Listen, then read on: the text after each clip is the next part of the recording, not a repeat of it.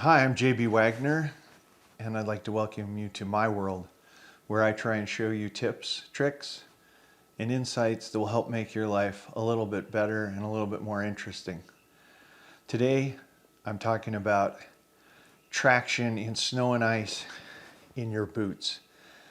I live in Utah at 6,000 feet. We've had a ton of snow this year. I've got a really steep driveway and a steep walk from the backyard basement level up to the driveway.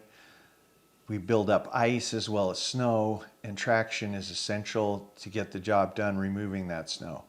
Whether I'm shoveling or I'm moving my snowblower, I need traction and I need to be safe. So I've tried the various attachment products that go on your boot and been mildly satisfied. Some of them fall off. I've lost some in the snow, never to find them again. In the ice, I'd say they're mediocre at best. So I thought, what can I do that would be better? And I reflected back on some years ago when I was in Hawaii and had the good fortune to go dirt bike motorcycle riding with some friends there, and noticed the oddest thing.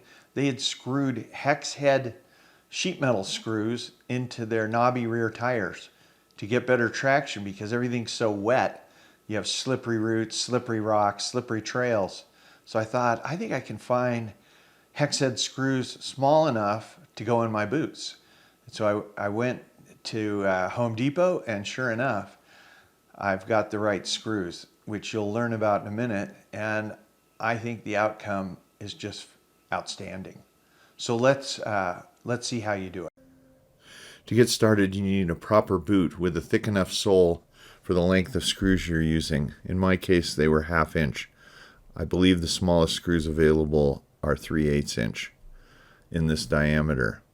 You may want to pre-drill small holes with a smaller drill bit for the screws. You can drive your screws with either a hand tool or with a power tool such as an impact driver using a 1/4 inch socket. A 7 or 6 millimeter metric socket may work as well.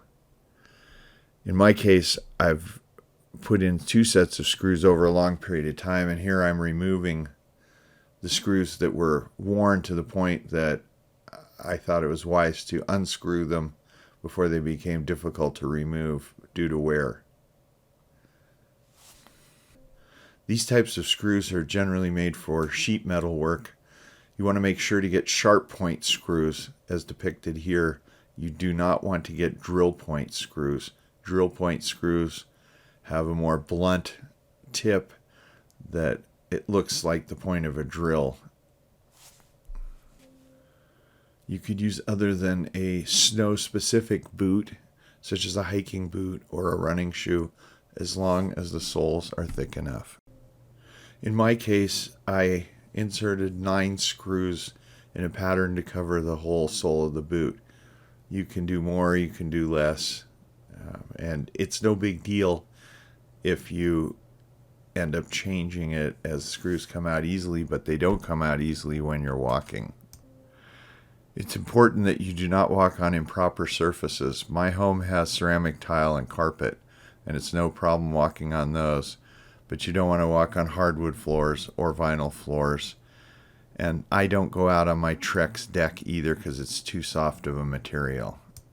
I've also installed the screws on the tires on my snowblower, and that has really helped traction dramatically. I did notice in one spot on my driveway some superficial scratches from the screws because I wielded the snowblower around and dragged it across the concrete, but still the scratches are superficial.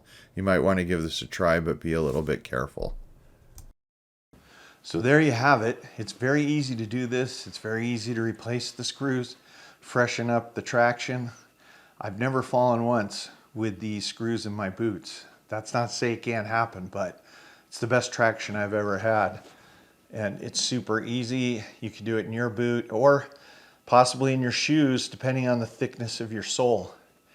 And then I extrapolated from the boots and went to the snowblower, and it worked awesome for getting better traction with the snowblower.